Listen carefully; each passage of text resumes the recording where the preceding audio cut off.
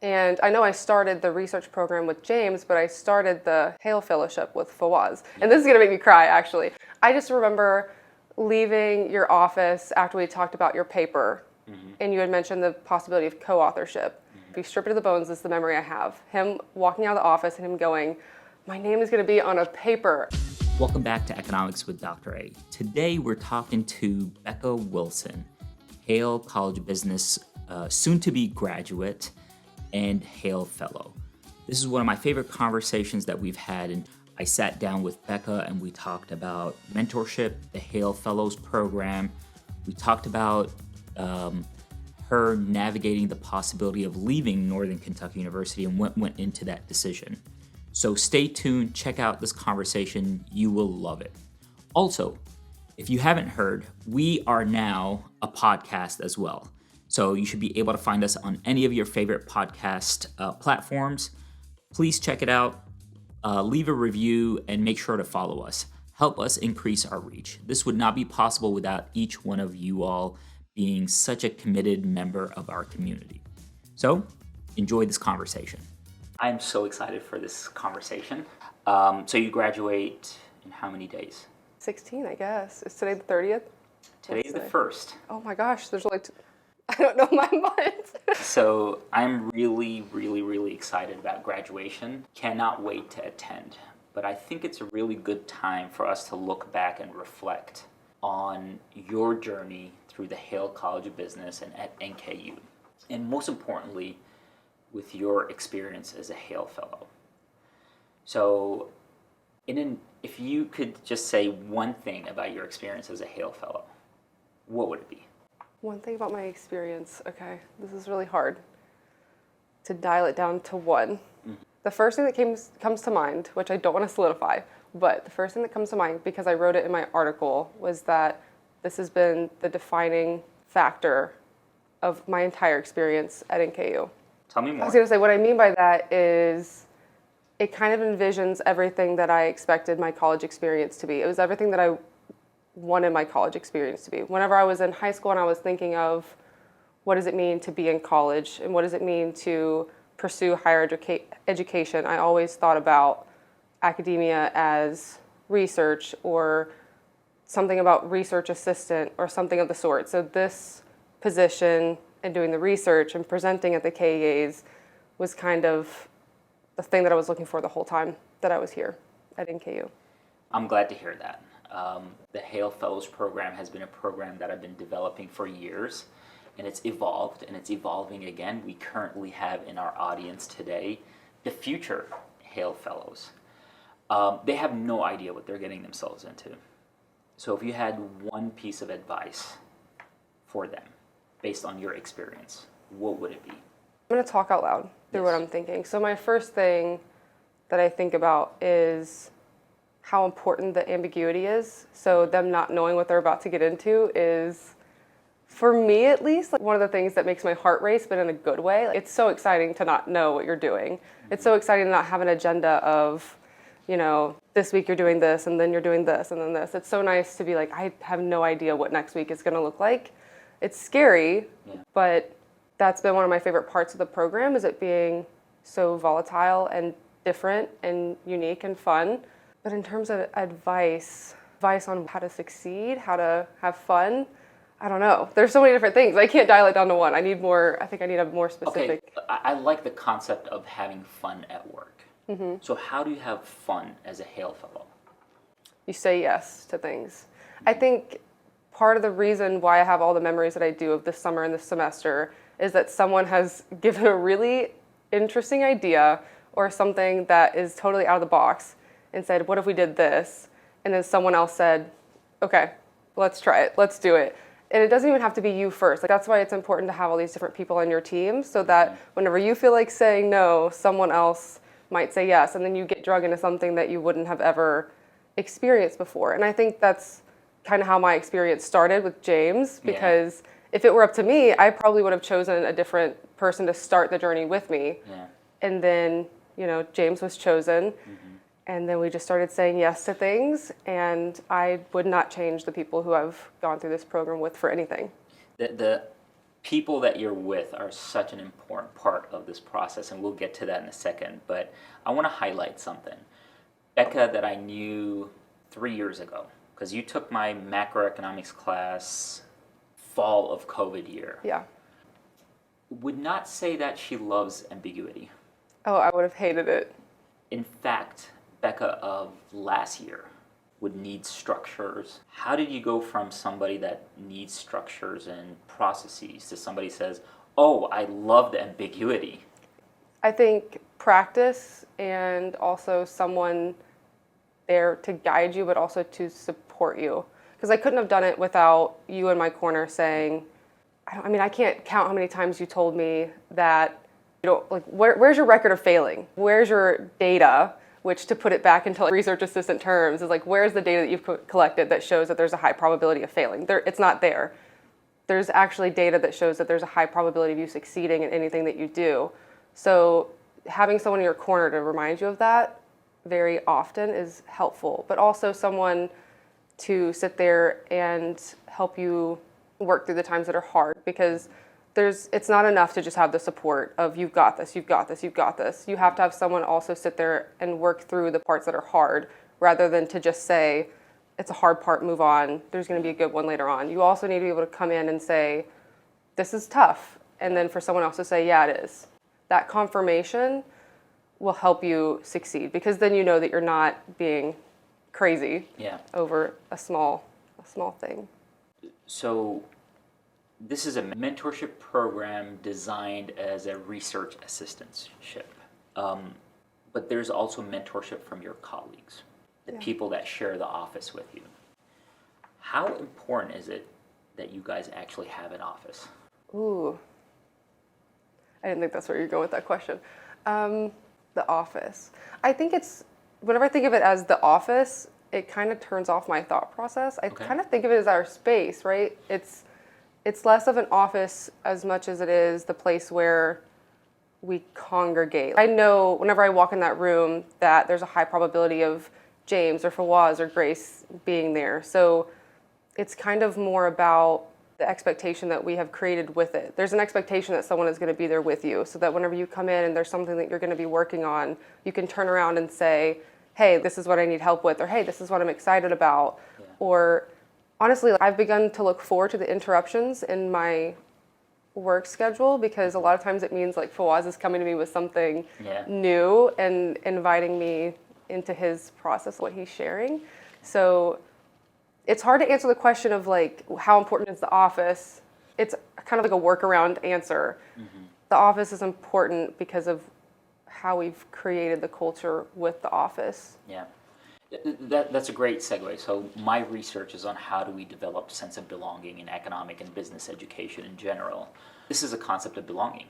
Mm-hmm. Like, you have a place where you feel like you belong and you're accepted for who you are, and with all the noise and the mess of other people being involved.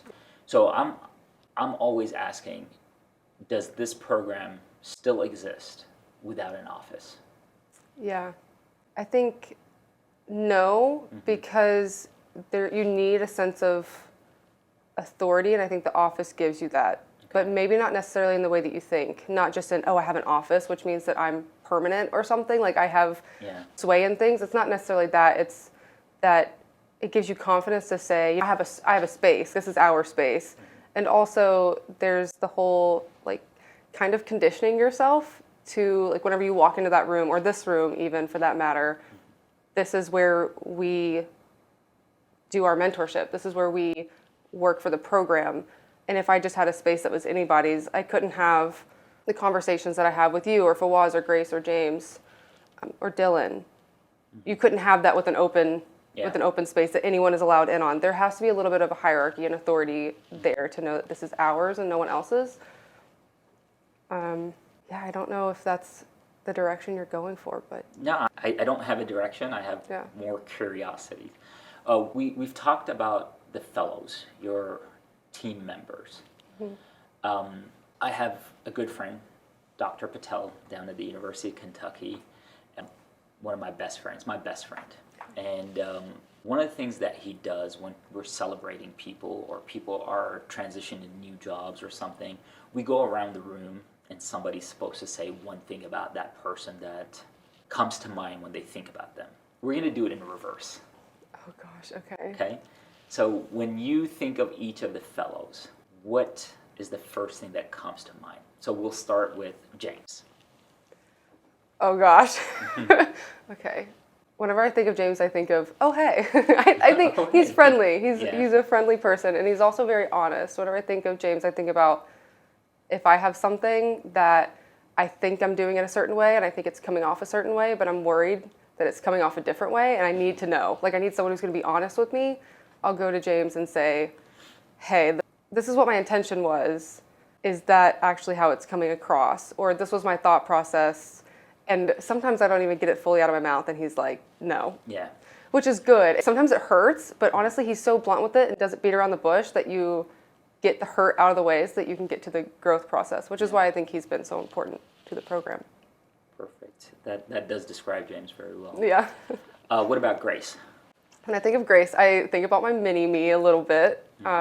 Grace and I first met, like, I think it was, I don't know, a year and a half ago, or maybe something like that, maybe 2 years ago. She was considering. You're actually both in the same class, the COVID class. My friend. Yes, and I did not know that at the time. No. But we met because Grace came to me and asked me if she should take on economics or BIS. And there's something about Grace. I never forgot her name, and I could never forget Grace for anything, I don't think. I couldn't. Like, she is just a person that's unforgettable in how hardworking she is and how much she reminds me of me, honestly. She's very particular, but in the way that you would want on your team. You want someone who is that, like, appreciative of details, not just aware of them, but appreciates them, so that whenever your presentation all comes together, that every last thing was taken care of, and that it was done well and with care and with really good intentions. That does describe her. I agree. What about Fawaz? Fawaz, I don't know why this is the one that makes me the most sad to be leaving. I hate to, it's not a favorite, but it's a hardest to leave because I think that's been the most mentorship for me. From and like giving mentorship and also receiving mentorship, because Fawaz has been the one to ask me the most questions and to kind of always be there. And I know I started the research program with James, but I started the Haile Fellowship with Fawaz. And this is gonna make me cry, actually. I just remember leaving your office after we talked about your paper, and you had mentioned the possibility of co-authorship.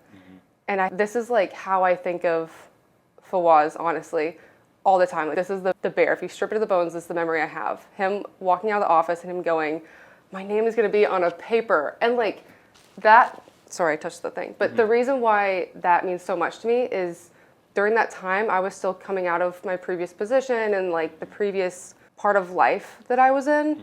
And I was struggling with my emotions. I was struggling with the positive ones, the happy ones, the joy, and those were harder for me. And Fawaz just so easily and so readily was excited and joyful about this thing that we were about to embark on. And deep down, I knew I felt the same way, but they just weren't surfacing the same. And seeing that spark of like happiness and joy in Fawaz really helped me reach for those emotions as well. So kind of that's like the background on why Fawaz's mentorship and menteeship is so important to me, is because he's really helped me come back into myself a little bit. But also for the program, the importance of Fawaz is his curiosity and dedication to being here. In the very beginning, I mean, you know this, Fawaz was always there. He wasn't paid. He was there because he wanted to be there. And he's always been here because he wanted to be here. And there's just something to be said about someone who shows up without the expectation of something in return. He was asking for the things that he needed, but he wasn't worried about where's my paycheck or when is it coming. It was always, I'm here because I want to be here. So whenever I think of Fawaz, it makes me happy. It also makes me very sad to be leaving that position with him. Well described. So you've done a good job of talking about the prideful moments of your colleagues. What is the thing that you're most proud about as you approach graduation? This one's hard. I don't think there's any really explicit standout moment because it's very consistent what I'm proud of, I guess. I'm really proud of the culture and the family that we've created, but that's not attributable just to me. So I don't want to take too much ownership of that. But you can. I can take some, and I agree with some, but it was all of us, and it wouldn't be the same if they hadn't all pitched in as well, right? So I'm sure there's some leadership in there that I can probably take responsibility for, but a part of, I don't know, some of that feels wrong because it was such a collective effort that it's hard to take. But you can still be proud of it. I am really proud of it. I'm proud of how close we are. The fact that we had a small get-together outside of work is just bizarre to me to think about, like doing that with colleagues. That's not something that you hear a lot about, colleagues hanging out outside of work because they choose to. But we have that. I mean, and we have another one coming up that we decided to put together, and everyone's going to be there. It just makes me happy that I have such a safe space to work in that also is something that I would choose outside of work as well. It's not just that I choose to work here, it's I choose to take it home with me because it makes me happy to take it home with me and to take them home with me and let them be a part of my life outside of work. So I'm really proud of the community that we've created here. It really feels like a space where anyone, even if you're not in macro class, could stop by on a Friday and hang out while we're shooting an interview. Yeah. Michael. For everybody that can't see this, there's a group of students in the background just enjoying this conversation. So I want to have a conversation about the time that you almost left NKU. Oh gosh, that was a time. Yep. And you obviously decided not to leave. Tell me, how much evidence do you have now that you made the right decision? How much evidence? Wow. Like, can you imagine your life if you had transferred? I can, and I don't think I would like it very much. There were a lot of things that went into that decision, obviously. The biggest one as to why I didn't go was Econ Games, for sure. Econ Games and Econ Club and FAFSA, so getting involved on campus and finding those people. I mean, I think back to Econ Club and how secure I felt in my decision going to those meetings. I specifically remember there was one day, I've always looked up to Brooklyn so much. It's something that we've had an internal conversation about. And there was one day that, I think it was either her senior year or something, that she stayed after, her and Cornelius actually, stayed after and talked to me for, I don't know, 30 minutes to an hour, maybe longer, honestly. We were there for a really long time. And I was looking for connection. I was definitely looking for someone to say, you matter, you're important, we're glad you're here. Someone that wasn't just a professor, somebody who I look up to, and that wasn't already in a spot in their life where they were super secure and, you know, an adult, really. So it was really important to me whenever Brooklyn and Cornelius sat there and talked to me about the things that they were looking forward to, but also how they were feeling coming out of COVID and the things that they were struggling with. And being able to share that conversation with them and feel more secure that someone else is feeling the same things as me. That was probably one of my earliest memories of feeling really good about my decision to stay, was those people in Econ Club. And then and on, it's you know, it's about the people that I've met, because that's the thing that's changed, right? I mean, NKU is the same for the most part.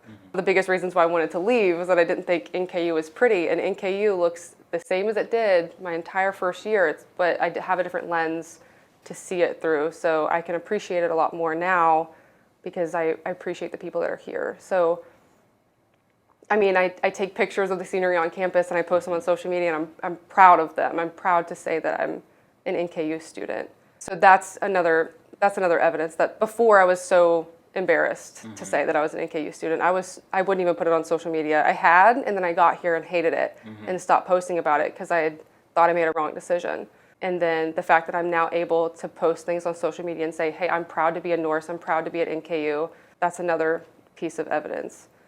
This program and all the times that I've done Econ Games is another huge piece of why I'm proud that I'm still here and why I know I made the right decision. Well, I'm glad you decided to stay. Me too. I was worried that you were going to leave, but if you left, that would have been fine. But when you told me that you decided to stay, I knew that you were looking for more. And you definitely the years have taken advantage of all the mores that were provided to you. So Yeah. while you're giving a lot of credit to other people, there's credit that is due to you for your investment in creating the environment that you actually want to thrive in. So I want to recognize your effort too. It's easy for people to say, oh, I don't like it, it's somebody else or some other item, but you invested to change the lens in which you saw the world. Yeah. Today, one of my biggest tasks is to onboard your replacements, you and James's replacements. Yeah. What advice do you have for me? I'm trying to think about what I really appreciated at the beginning of ours. I think in the very beginning it can be a little bit awkward, right? You don't know each other very well. You don't know why people say the things that they do, how serious they are when they say things. You don't know the pushback that you can give when people state their opinion. I like about the onboarding with James and I that you gave us space to figure that out on our own. I think I have a little bit of a helicopter personality. I want to hold everyone's hand and make sure that it all goes well and make sure they're getting along because I don't want anyone's feelings to be hurt. But sometimes hurt feelings are a part of the process, and it's what makes you stronger because it's people's reactions to the hurt feelings that can strengthen that relationship. If you never feel a little bit of animosity towards someone in some way and then work through it, if you don't have that, then your relationship isn't as strong. James and I had a little bit of that, and I think that's what allowed James and I to click pretty quickly in the beginning. And once we got past that hump, all of the outcomes since then, you can see, I think we work really well together. So I think allowing them to work through their issues and just in the back corner, supporting them and being there for them while they're questioning, why did someone say this, or how do I respond to this? You kind of working them through that, but letting them attack it themselves and kind of playing a little bit in the back, I think is better.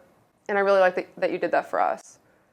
I'm not really sure what I would change. Maybe that more people would be in the office in the beginning, because James and I developed our relationship over the summer, and our work relationship over the summer, and got into a groove, and then it was more difficult to pull on the newer people at the start of the semester because now you're busy and no one has time to everyone be in the office at the same time. So maybe pulling people in sooner, but I don't think that was something that you could have changed at the beginning. Oh, that's helpful. So we'll make it mandatory that they're in the office all the time in the beginning. That's what I'm hearing. All the time. All right. You're welcome, future fellows, for that one. You will thank me later. How excited are you about the next step in your life? Surprisingly, you're probably going to cut that out, but surprisingly, I'm really excited. I didn't think that I would be a year ago. I was terrified to start. I was terrified to graduate, and I still am a little bit, but from a more developmental way. I can recognize that it's good that I'm scared, and it's good that I'm going to be uncomfortable. But I'm really excited. I'm excited to see, honestly, whenever I think about it, I'm excited for all of the emotions that I'm going to experience day one. From my past internships, I know what day one feels like. It's so, I don't think scary is the word, but it's off-putting. Day ones are always off-putting. You could be so excited, but everyone else in the office doesn't feel the same excitement as you. It's their day 784, right? It's not anything special for them. I kind of get a little bit of specialness, it being January 2nd that I start, because everyone's feeling the excitement from the new year, but no one else is excited as you, and that kind of can feel deflating. But I'm excited for that challenge. I'm excited to kind of hold on to my excitement despite other people maybe not being as excited as I am. And I'm excited to lead that.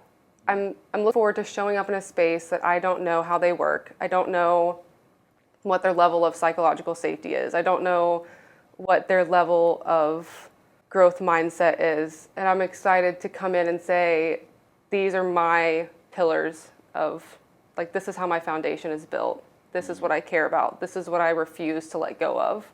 And to see how well I stick to mine. Because in the past, I don't think I had built up those pillars very well.